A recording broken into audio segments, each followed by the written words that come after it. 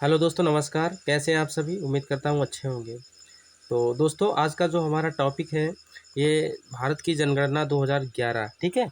इस पे हम लोग सारे प्रश्नों को सॉल्व करेंगे, जो भी इम्पोर्टेंट प्रश्न बनेंगे, अभी तक जितने भी पूछे जा चुके हैं, ठीक है? तो हम लोग क्या पढ़ेंगे?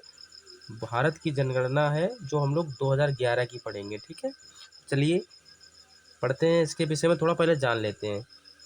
तो देखिए, कुछ क्वेश्चन हमने स्क्रीन पे लिखे हुए हैं, जैसे कि भारत में पहली बार जनगणना कब हुई? ठीक है, भारत में पहली बार जनगणना कब हुई? तो कब हुई थी? 1872 ईस्वी में, 1872 ईस्वी में, ठीक है। अगर पूछा जाए कि किसके समय काल में हुई इस समय, तो ये कौन थे? लॉर्ड मेयो के शासनकाल में तब हुई थी, ठीक है। इसके बाद नीचे देखिए, अगला क्वेश्चन, सर्वाधिक लिंगानुपात वाला राज्य। तो कौन है सर्वाधिक लिंगानुपात वाला राज्य? तो केरल है, ठीक है। और अगला देख लेते हैं, न्यूनतम 10 की वृद्धि वाला राज्य। ये बहुत ही इंपॉर्टेंट क्वेश्चन है, क्योंकि अभी तक अधिकतम हो रहा था, अब सबसे न्यूनतम वाला राज्य पूछा गया है। तो ये कौन सा है? नागालैंड। और नागालैंड, इसको कैसे याद रखेंगे हम लोग? नागा कि मतलब नागालैंड में कौन लोग रहते हैं? नाग लोग, ठीक है। तो जो नाग लोग रहते हैं, वहाँ पे हम लोग रहना पसंद करेंगे? जहाँ पे नाग रहते हैं, नहीं करेंगे। तो वहाँ पे सभी लोग अपनी अपनी भागीदारी कम कर रहे थे, ठीक है। तो वहाँ पे सबसे क्या हुआ है, 10 वर्षों में जो भी वृद्धि हुई है वो बहुत ही कम हुई है। इसके बाद अगला जानते हैं, भारत का लिंगानुपात कितना है? इसके विषय में हम लोग पढ़ेंगे, लिंगानुपात के विषय में। तो लिंगानुपात क्या होता है कि प्रति 1000 पुरुषों पे कितनी महिलाएं हैं, ठीक है। तो वो भारत की बात हो रही है। भारत में 1000 पुरुषों पे कितनी महिलाएं हैं? तो 943 हैं, ठीक है। आगे जानते हैं हम, न्यूनतम लिंगानुपात वाला राज्य, ठीक है। तो न्यूनतम की बात की जाए तो न्यूनतम लिंगानुपात वाला राज्य कौन सा है? हरियाणा है, ठीक है। इसके विषय में हम लोग आगे चल के प्रश्नों पे सॉल्व कर रहे हैं, ठीक है। चलिए, प्रश्न को शुरू करते हैं। आज का हमारा पहला क्वेश्चन ये रहा स्क्रीन पर। भारत में पहली बार जनगणना कब हुई है? ठीक है, भारत में पहली बार जनगणना कब हुई है? तो अगर पता हो तो बताओ आप। भारत में पहली बार जनगणना, अभी हमने बताया था, पहली बार जनगणना जो हुई है 1872 ईस्वी में। किसके समय काल में? तो मेयो, लॉर्ड मेयो थे उस समय, ठीक है। तब पहली बार जनगणना हुई थी, लेकिन अभी नियमित जनगणना नहीं हुई थी, पहली जनगणना हुई थी, ठीक है। आगे चलते हैं इसके विषय में और हम जानेंगे दूसरे क्वेश्चन पे। तो अगला क्वेश्चन हमारा है, भारत में नियमित जनगणना कब से प्रारंभ हुई या कब हुई? ठीक, तो नियमित जनगणना कब से हुई थी? तो नियमित की बात की जाए तो ये समय था एक 1881 का। 1881 का समय था, जिस समय भारत में नियमित जनगणना की शुरुआत किसके समयकाल, किसके द्वारा की गई? तो लॉर्ड रिपन थे। कौन थे? ला देखना,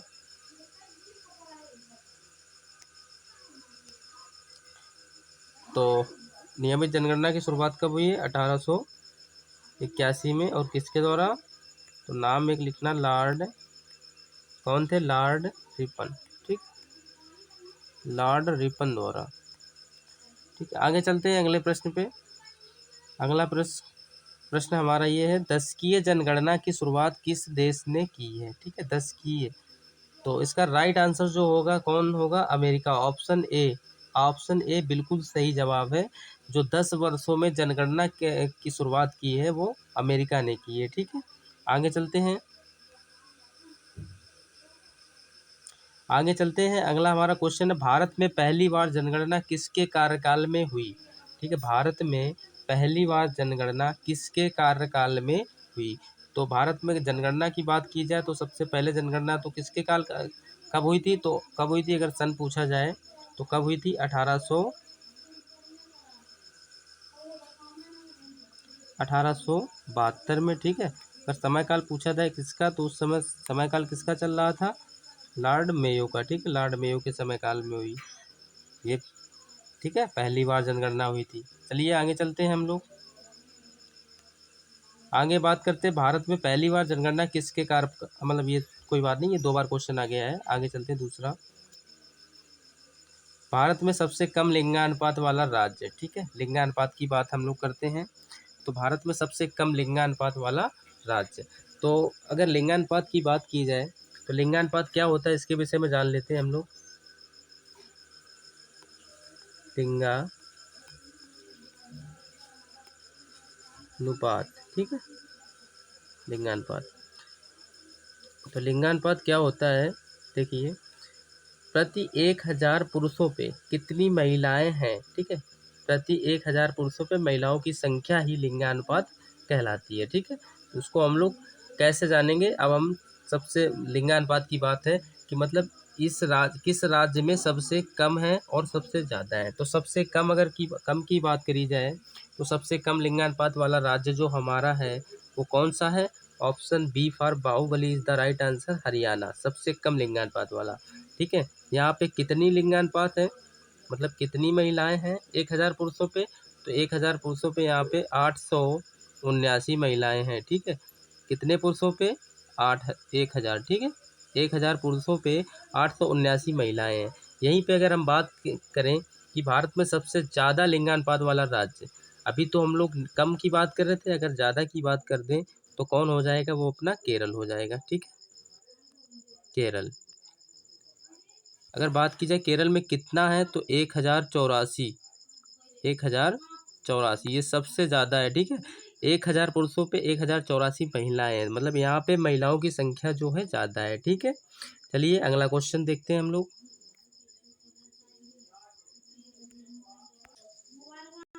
अगला क्वेश्चन है, जनसंख्या की दृष्टि से भारत का सबसे बड़ा केंद्र शासित प्रदेश है, ठीक है, तो कौन सा है?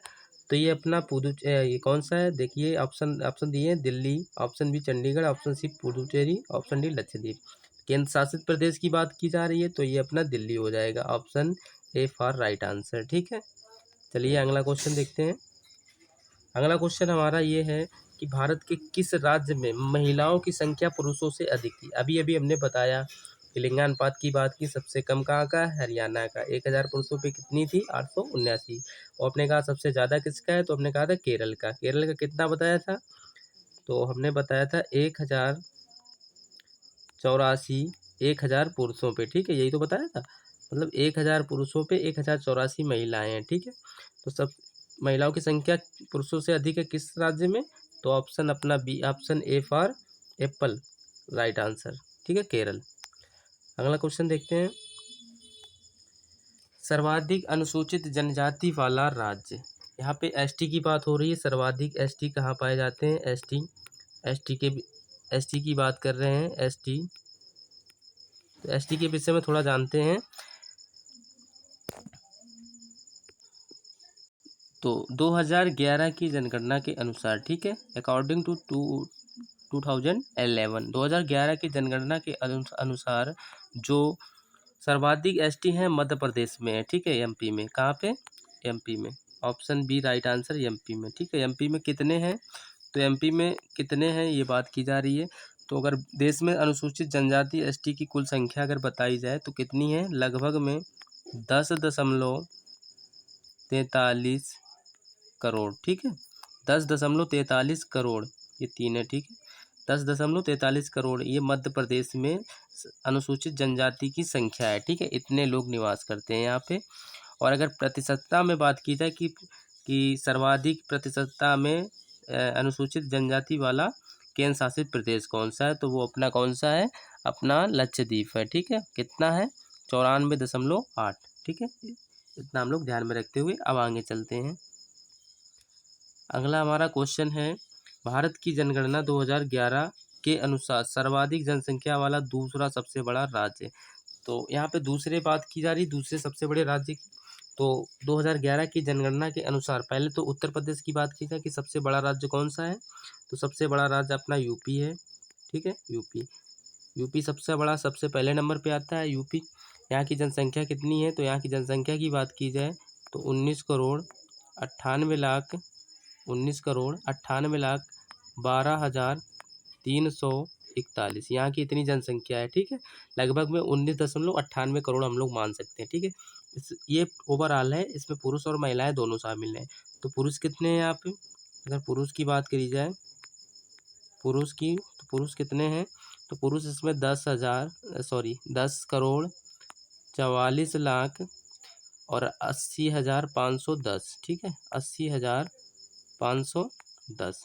यहीं पे महिलाओं की बात कर लीजिए कि महिलाएं कितनी हैं, महिलाएं, ठीक है, तो महिलाएं कितनी हैं?